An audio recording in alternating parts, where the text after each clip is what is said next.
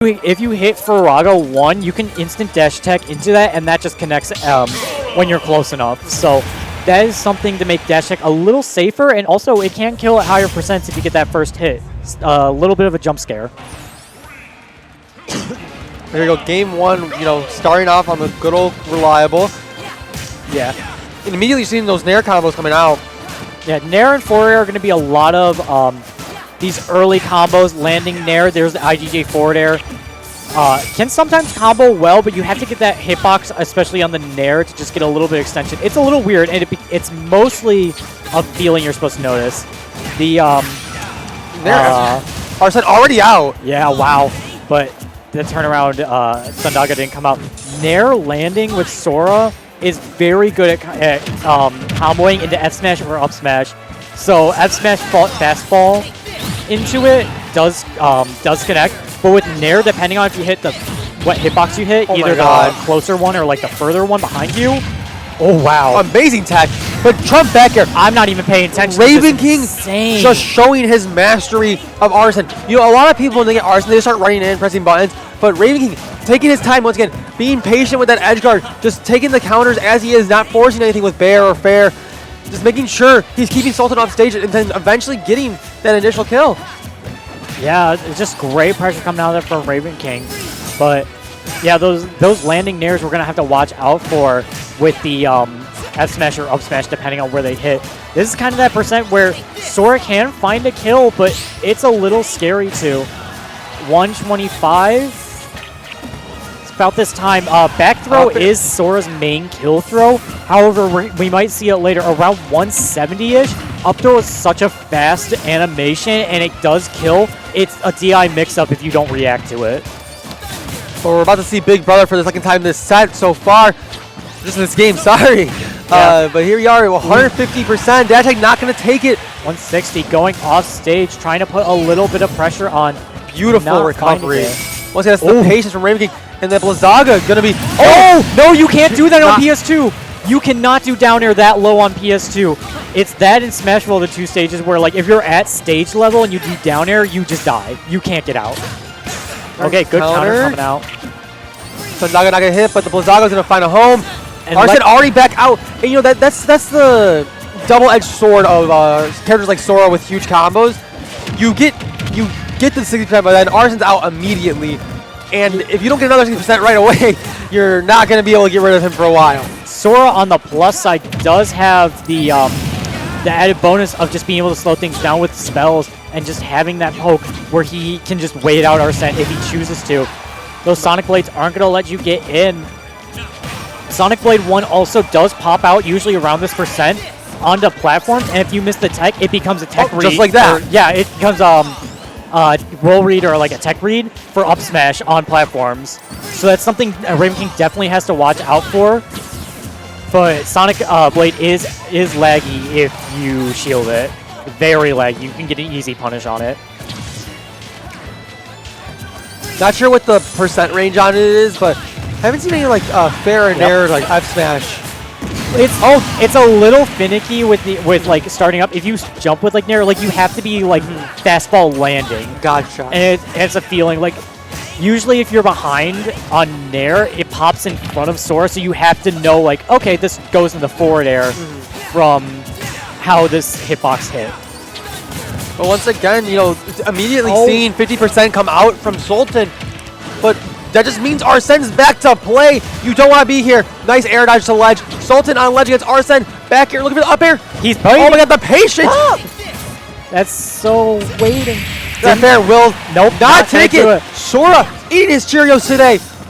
The Sonic Blade didn't hit shield, so it wasn't as laggy, so Ravenking wasn't prepared for it. Yeah, but then counter. Yeah, will do it. Speaking of counters, because Joker's is really strong. Sora's is really strong, but it's a wall in front of him. So if you hit Sora from behind when he's doing counter, it's just like Sephiroth where you don't get countered. And that doesn't mean you're completely safe on the behind, because I have had Steve forward air or Steve back air hit above me into the counter where I'm facing the wrong way, and I turn around and I killed them at like 60. which was very funny. It should not have worked, but it was very funny. For sure. Oh, yeah, we're going into game 2 on Smell Battlefield.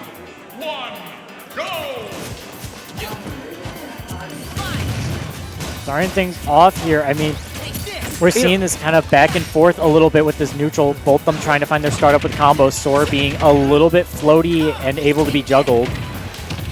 I think the one thing that separates Ravenking from most Jokers is his use of Arsene. Like I mentioned, so many Jokers are bad with Arsene. I'm just going to say it. They're just bad with him. They get overly aggressive. If you... Honestly, if you play more like Ravenking, where you're just patient, even if you just get 2 hits with Arsene, those 2 guaranteed hits are better than like whiffing 700 moves. Because Ravenking, every time he has Arsene, he's getting a kill. Yeah, he's really putting Arsene to work, especially when it completely matters here. And because of how patient he's playing, he gets Arsene for almost the full duration instead of most Jokers where he's losing a combo.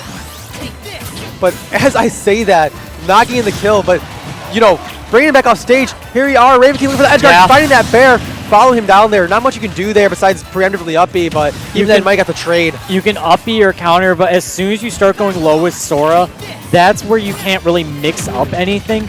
Sora, like about mid-stage level or like above, could do Sonic Blade towards ledge, Sonic Blade above ledge.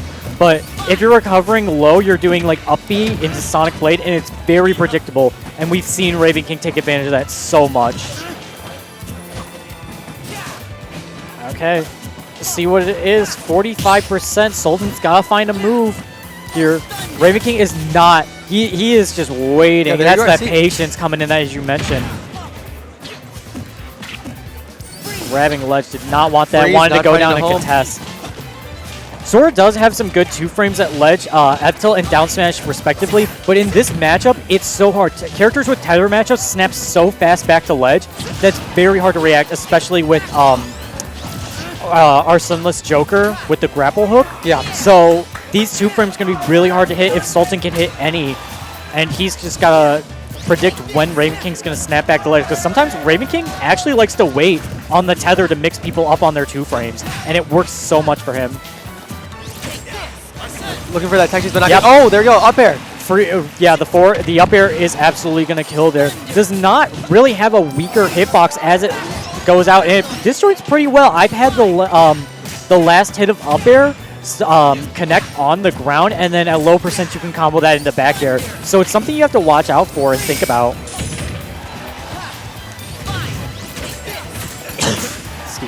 Now bringing it back to 70%, but Arsene is back out. And you know, you were talking about the 2-frames, and it made me think about how easy it is to 2-frame Arsene Joker. But Sultan really hasn't gotten Ravenking off stage when he has Arsene. No. So he doesn't get to make use of that down smash 2-frame. He doesn't. On the other hand of 2-frames, Ravenking does have some, Joker does have some decent 2-frames, but it also helps that Sora has a really bad ledge grab and ledge hang situation. His ledge grab is so bad. I've gotten 2-framed by so much stuff because it just takes forever for him to snap the ledge. And Ravenking can absolutely take advantage of that. As I mentioned, getting back onto stage of Sora is such a hassle. All right, Ravenking once again playing patient. I love the patience coming out from here, not overextending at all. There's a reason he's number 2 in Chicago and previously number 1. This man is built different. He is. 150, almost at that percent. I mean, even with Rage, up throw probably would kill here with Sora, but Arsene's back he out. Might not get that Rage. Oh my god, trying to convert off the down gun into, or the gun burst, sorry. That back air, trying to poke a little bit, but not finding anything. Counter, no tech. No text here. 2 stock for game 2. Ravenking up 2-0. Looking to defend Chicago. Keep us going. Like, he's just doing so well with just the pressure and not overextending at all. Meanwhile, Sultan has had some moments where he's gotten through, but it just isn't enough because Ravenking's just always had the upper hand somehow in these matches. And we're seeing the music counterpick coming out right now. Go back to Sonic. Moonlit Wilderness. I was hoping. I fingers crossed, you know. I thought we were going to see Live and Learn again. I'm not going to lie. Well, yeah, no character switches here. Ravenking playing out of his mind right now. You know, not the flashiest play right now, but it's solid. It's the definition of it's consistent. When you tell someone think of a good player, I'm thinking of Ravenking. Yeah, because he's just honestly, I've only seen Ravenking not be composed very rarely, and most of the time he is really composed. Just always sticks to the game plan, never lets anything get to him, and it's just that consistency that is so important that so many players want to emulate in their own gameplay. And even when he does, on those rare occasions, get upset or a little bit tilted, he always finds a way to calm himself down almost immediately. It's like one of the best skills you can have as a competitor. Oh, yep. There we go. No, Sora snapping the ledge in actually a good way for once. But yeah, Sultan having the lead here for the first time in this set, starting this game off. It's not the biggest, but it is something where he might be able to find this first stock here. Okay. Oh, do it again. One more time. That F smash has such a ridiculously long reach that just is able to poke really well, and also is big and strong because DLC. There is that falling Nair 1 into F smash I've been talking about that just is able to find that kill. It's so quick, blinking you'll miss it. And Sultan with the first lead of this entire set. Let's see what they can do with it. We'll see. Ravenking trying to poke a little bit. That up tilt being a good combo starter, getting an up air. Get past Thunder, but caught by the Blizzaga. That Blizzaga also freezing on any one hit of it is so good, and obviously DLC moment. Now Ravenking actually having issues trying to get back on stage, using the counter to get out of that situation to not get comboed some more. 60 trying to poke again with another Eggion. And that the Thundaga almost sending him to the blast off the down gonna steal the stock though. Ravenking still in this, but Arsene almost gone. Yeah, you're gonna see Sultan wait a little bit.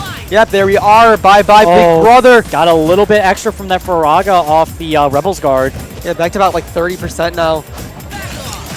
There's that uppy. That uppy looks like it can kill, and if you DI it right, it will not kill. That's good. Time that right. Gonna find it there. That is a classic out of Blizzaga, just being able to react with the up smash. Sultan with a full stock lead. Finding something that turned on in game 3. Let's go. Ravenking finding his way back to stage using the AHA. Yeah, and now just trying to find something here. These Arsens are going a little bit in. Here's a Sonic Blade getting that guaranteed damage off those hits. Just draining that meter slowly but surely. But Ravenking gonna find one last hit before he has to go. Great recovery by Sultan here. And now we're looking for the edge guard. Oh, yeah, got through with the edge guard. Seeing right here, freeze into Ravenking making such good use of these Rebels guards to get Arsene as much as he can on this last stock. There is the up air loops. There, you know, don't really see those too often from Ravenking, but gaining 2 or 3 reps there into the up smash. Yeah, he's looking to close this out, or at least find his footing here. Oh, Sultan has to work fast. You know, 92%. Seems like a big lead, but Arsene is about 20% away. Do you hear the knocking? He's showing up. And he's already here 100% to Arsene. Or nearly 99.9%. Yeah. There we are. There he is. Okay, finally showing his face. Knocking him off stage, the perfect time for Sultan to be able to get off stage, and the up smash is not going to connect this time. Up throw, up air, that's big damage. Forward air not finding a home, but another forward air will. Yeah. Here we are. Oh, pressure, trying not to overextend. He's off stage. This is not where you want to be. You're recovering low. There. Yeah. Deep edge guard by Ravenking. The first one I think he really went. Besides, he did like a bear earlier. He's been going a little bit deep sometimes, but he went really deep for that, and Sultan tried to get out Blizzaga just in time, knowing that maybe Ravenking wouldn't have been able to recover due to how much damage he had falling with that iceberg. But Ravenking getting his feet out just in time for that kill. Beautiful stuff, and it's what we said earlier, you know, like when you just think of a good player, you just think Ravenking, like Textbook definition of a phenomenal player. And Yeah. proving that with the Joker. And I'm really happy, you know, for a while people did question the switch to Joker. Yeah, he was obviously a better character than Ike, but a lot of people were like, you were the Ike guy. And I'm glad that at this point he's got